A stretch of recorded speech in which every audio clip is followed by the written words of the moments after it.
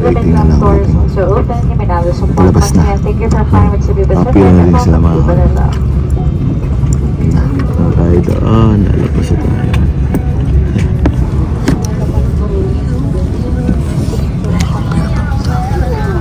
Pila pa. A few moments later.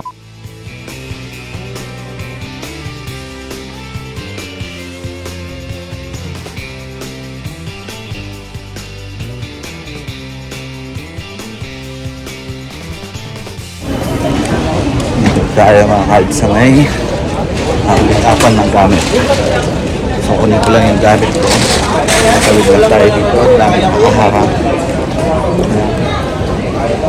Punta tayo dito sa may pick upan ng gamit. Sa may baggage plane ng Cebu Pacific. Pagkaabangan natin, dumaan ang ating gamit na cards. Excuse me po, saan po yung nakuha niya? Doon po sa pinakadulo, madam. Ang layo po.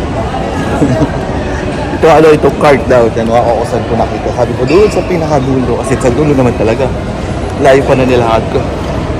Dito na tayo sa may baggage ko. Kailan na mag-gamit natin.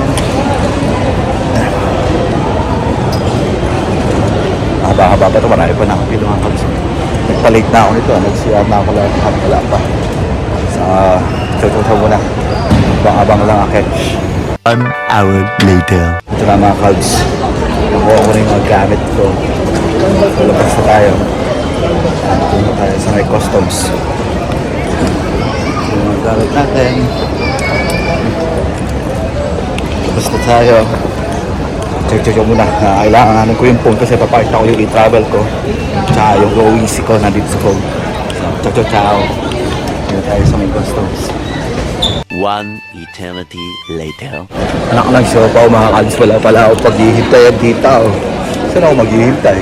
Terminal Transfer Toilets, Operator Airlines. So lalabas ako dito. Pag lumabas ako dito, saan ako maghihintay? Saan ako maghihintay? Lalabas muna ako para doon tayo mag-isip sa labas. Sana na tayo pumasok ulit dito. Dito muna tayo sa labas. Dito tayo mag-iisip-isip na anong gagawin. Kasi hindi ko alam eh. Saglit lang. Mag-sheets muna ako. Nagubad ako ng sheets kanina eh. Yan. So, paano nito? Maghihintay kasi ako dito wakals. Yan. Yun nga. Excited ako. Nakauwi ako. Excited ako. Makita kami ng misis ko. Yan. So, buwan natin siya. Ako galing ng Dubai, siya galing ng Qatar. And siya darating pa mamaya pa, mga 4 to 5 hours pa. Paghihintay natin, mauna ako ng konti eh.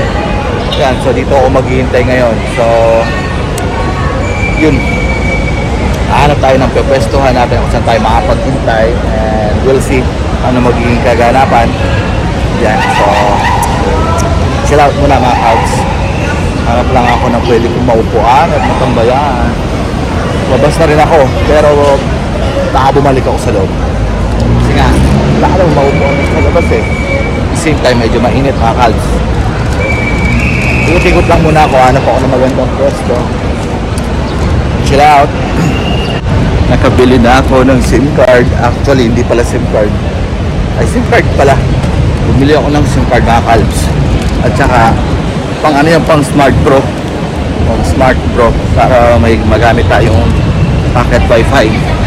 And hoping na sana gumagana pa yung pocket wifi natin. Pero pag hindi, walang choice. Yun, sa cellphone lang siya gagamitin mga kalbs.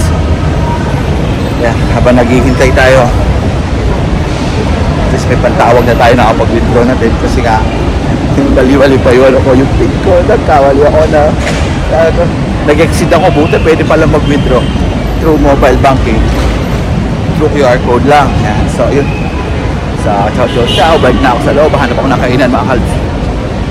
Kain muna tayo. A few moments later. Kain muna tayo mga kalbs.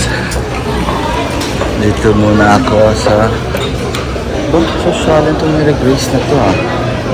Bili na tayo sa mumurahin. KFC. KFC lang tayo mga kalbs. Pila na ako dito.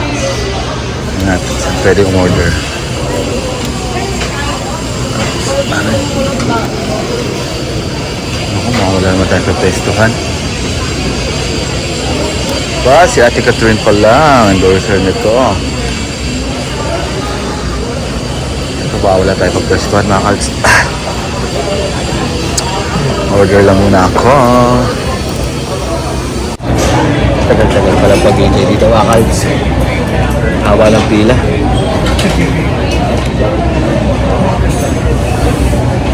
Init mga kalbs. Nakakawisa na ako. Welcome to the Philippines. Pawis na eh. Ay nako. Anyways, mahalaga na dito tayo mga kalbs. Yun ang importante. Ay, nakaka-excite makauwi. Although, yun nga, hindi pa rin tapos yung pinapagawa na bahay. Pero, ayun. And hoping na pag-uwi, kahit pa paano, makapagpahinga. Although, hindi total na pahinga kasi nga, nag-uwi tayo ng trabaho. Yun ang rason kung bakit bumili ako ng SIM card kanina na pang smart bro ko para may sarili akong wifi kahit saan ako magpunta. Pagtrabaho tayo mga kalbs. Yun ang isa sa mga mahalaga din na part. Marami kasi akong kailangang inahabol sa trabaho mga kalbs. Pero ayun, let's hope for the best.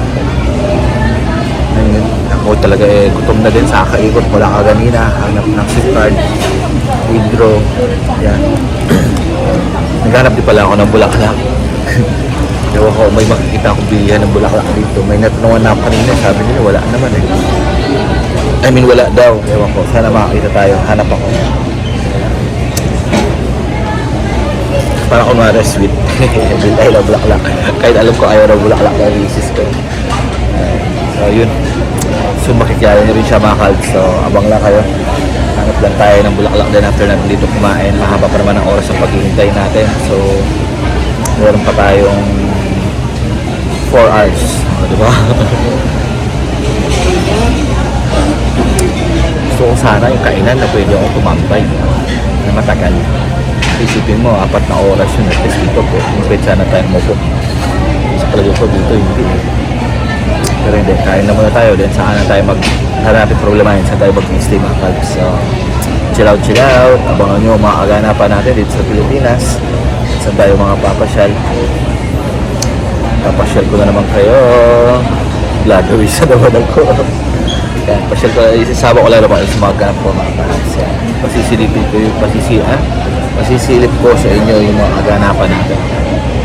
Kahit mga paunti-unti lang ng mga clips. Kasi syempre, ang priority natin dito is makapagpahinga, makasama ang pamilya natin. Ayan, lalo na magkasama kami ng asawa ko, makapag-enjoy kami. So, ayun. Chill out. Ciao, ciao mga kalbs.